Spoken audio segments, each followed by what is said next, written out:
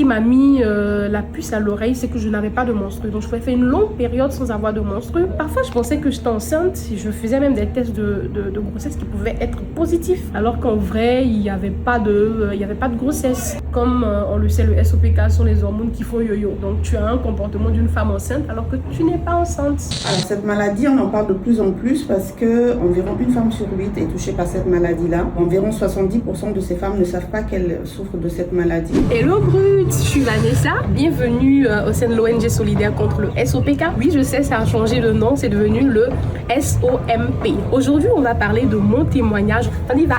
Je suis allée consulter et on m'a dit que j'étais enceinte. Le médecin m'a prescrit une échographie pour essayer de confirmer la grossesse et tout.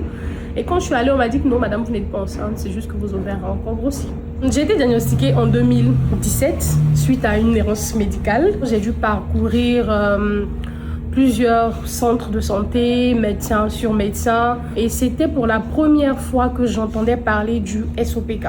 Comme bon nombre de femmes, quand tu entends une maladie avec un nom aussi compliqué, syndrome des ovaires micro-polykystique, c'est vraiment quelque chose qui ne rentre pas tout de suite dans la tête. Il y a eu un vrai trou noir à cette période-là et après le médecin, vraiment, il a pris son temps pour m'expliquer ce que c'était. Quels sont les symptômes les plus difficiles à vivre? Tous les symptômes sont difficiles à vivre. Après, ça dépend de comment est-ce qu'on l'accepte. Arriver vraiment à canaliser tout cela, c'est quand même difficile.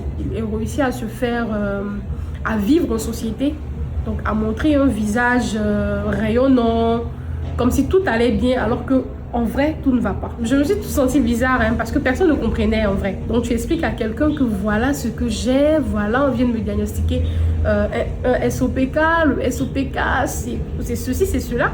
On te dit, ah bon? Ah mais qu'est-ce qu'il faut faire alors? Tu ne te sens pas comprise, tu ne te sens pas accompagnée, tu sens que les personnes même en face de toi sont perdues. En mettant un nom sur ce que j'avais, ça m'a vraiment aidé à mieux me comprendre et à mieux m'accepter. Parce que déjà, je ne m'acceptais pas. Donc, du fait que je sois la plus en forme de ma famille, que j'ai des douleurs, que je me sens différente. Donc en mettant le nom sur la pathologie, ce que j'avais, ça m'a aidé à me comprendre et à m'accepter un tant soit peu. Et le nouveau nom, ça correspond parfaitement à ce qu'on vit. Et on espère que, au-delà du nom, tout simplement, on aura une meilleure prise en charge, surtout au niveau de la Côte d'Ivoire ou de l'Afrique. Comme moi, je savais qu'il y avait plusieurs femmes qui devraient être dans la même situation. C'est ainsi que j'ai décidé par la suite de créer l'ONG Solidaire contre le SOPK. Si le nom a changé, c'est après, je pense, plus de 10 ans de travail, plusieurs consultations avec des femmes, aussi pour refléter ce qu'est réellement cette maladie. Parce que le syndrome des ovaires polykystiques, c'est une mauvaise appellation. Déjà, il n'y a pas de kyste sur les ovaires et ce n'est pas une maladie qui se limite aux ovaires. Ce nouveau nom métabolique, polyendocrinien, ça montre qu'il y a plusieurs systèmes hormonaux qui sont en jeu et aussi il y a le système métabolique, donc avec tous les facteurs de risque pour le diabète et les maladies cardiovasculaires aussi qui est mis en jeu. Donc au niveau du cerveau, au niveau de l'hypophyse, il y a un problème hormonal, au niveau des ovaires, il y a un problème hormonal et ça entraîne un dérèglement au niveau de l'ovulation. Pourquoi certaines femmes ne se rendent pas compte qu'elles sont atteintes des SOPK? Qu'est-ce qui freine? C'est le manque de connaissances tout simplement parce que quand on ne sait pas qu'une maladie existe, on peut avoir certains symptômes mais on ne peut pas mettre de nom dessus. Donc on peut les attribuer à différentes choses.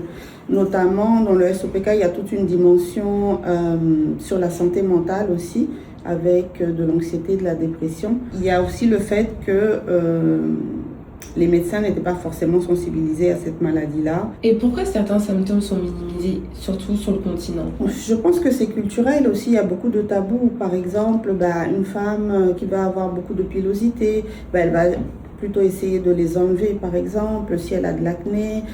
Elle va plutôt aller sur la dermatologie. Si elle a des troubles au niveau du cycle ou un problème de fertilité, on sait que sous nos tropiques, c'est quand même stigmatisant.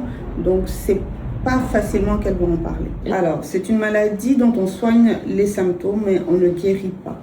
Donc, la première chose, c'est de rétablir les cycles. Donc, on va donner un traitement hormonal, soit la pilule, ou des anti-androgènes en fonction de la patiente. Après, ça va être de la metformine par exemple pour le prédiabète ou l'inositol aussi qui marche très bien chez plusieurs femmes. Et après ça, ça va être la prise en charge de santé mentale et la prise en charge de l'infertilité. Donc on va essayer d'avoir des ovulations et puis en fonction des cas rentrer dans un parcours de procréation médicalement assistée.